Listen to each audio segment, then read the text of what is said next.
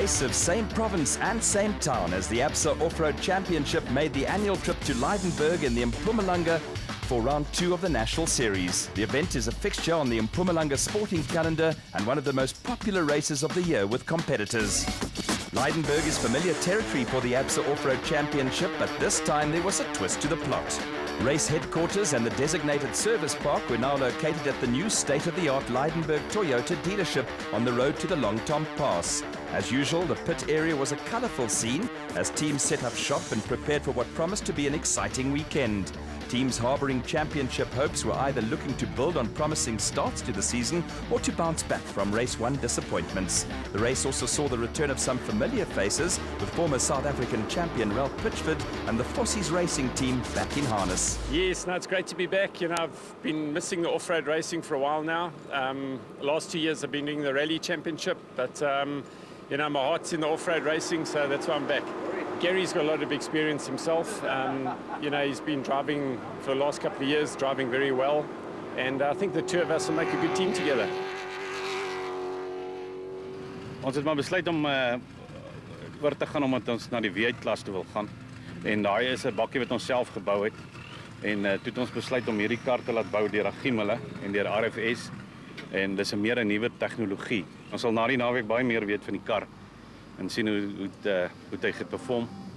Maar ek dink hy sal reg wees.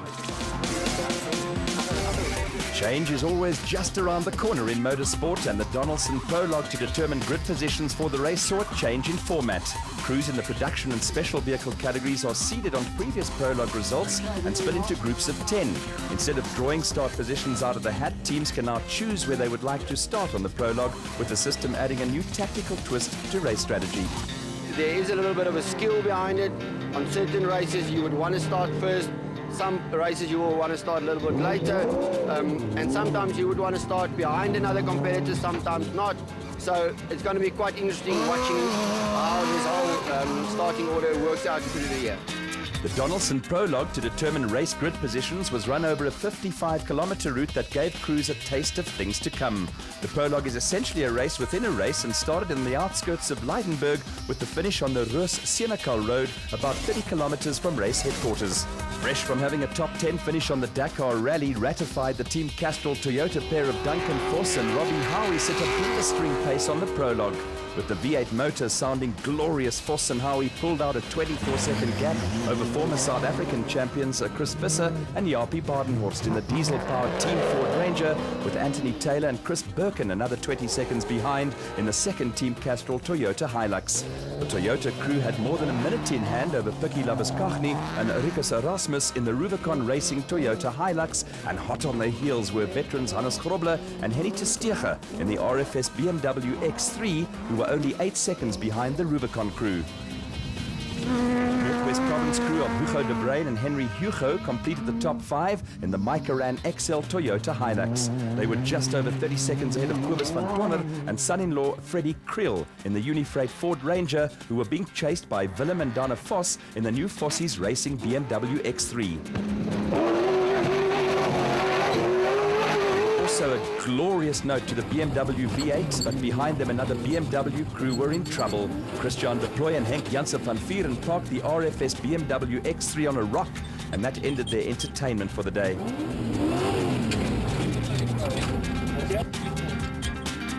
It was a better result for Dion Venter and Ian Palmer, who put in a steady run in the 4x4 Mega World Toyota Hilux, with Cliff Weigelt and Johan Smalberger the first of the Class D contingent in the N1 4x4 Toyota Land Cruiser. There was also an impressive performance from Toyota Hilux crew of Dirk Pitter and Koos Claessens, who dominated Class E.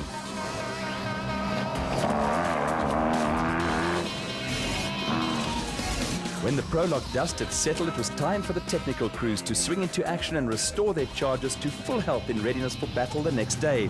After disappointing performances in the first event of the season, first and third on the Prologue also brought a smile to the face of Castrol Toyota team principal Glyn Hall. Well, it was a really good Prologue for us. Duncan and Rob did a fine job. They're leading the production vehicles. In fact, they're leading the whole event overall by quite a nice margin. Anthony and Chris had a little problem with the route one part of the way through, so they lost a little bit of time, but both cars ran well, and we're happy. It's a really nice position to be in. Over in the Team Ford camp, there were also smiles all around, with Chris Visser and Jaapie Badenhorst splitting the factory Castrol Toyota entries. The ever-cheerful Visser was upbeat. Yeah, it went well.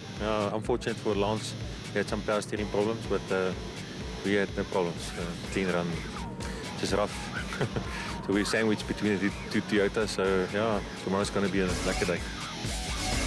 New machinery and some musical chairs in terms of team personnel has also been a feature earlier in the season in the special vehicle category.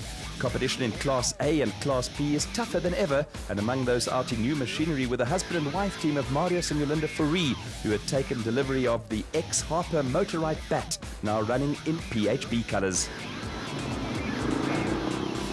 Ja, nee, ons het die kar nou gekry.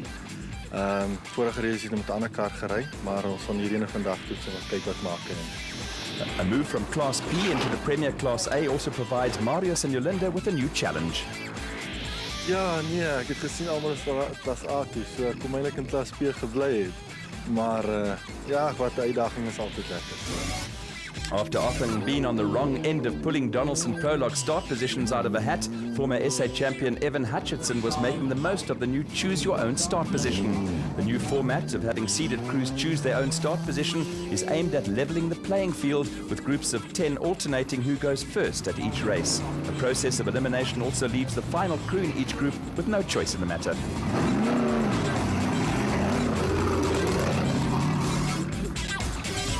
The Elegant Fuel team of Quinton and Cully Soulwalt sprang a surprise in the special vehicle category, and in only his second outing as a driver, Quinton showed he is a chip off the old block by setting the fastest time. There were early problems for Nick and Ryan Harper in the Motorite Aribo 4x4, with an early puncture costing them time that saw the father and son crew drop from 2nd to 17th. The second Motorite entry, the new Bat Venom, in the hands of Evan Hutchinson and Johnny Stassen, finished 50 seconds behind the Soulwalts, with the pair picking up a place when they went past David and Gary White, who were having problems staying on the right route.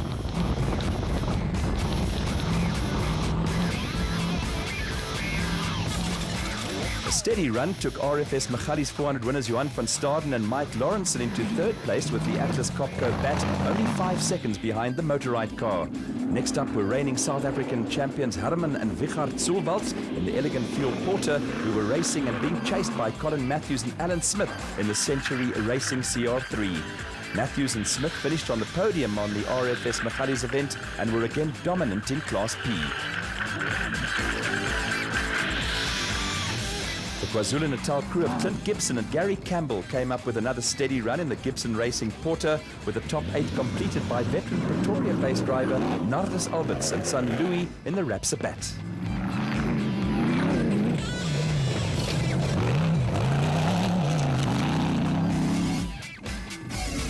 To say that two-time South African champion sprang a surprise sounds a little far-fetched, but a prologue win for Quinton Soulwalt in only his second outing as a driver was a talking point up and down the pits. As hard-working technical crews again swung into action, the only one who didn't seem at all surprised by the result was young Soulwalt himself. Yeah, fantastic. I mean, second race ever and prologue win, so I mean, we can't be happier. We worked a little bit on the car after the last race, and the changes that we made seemed to work.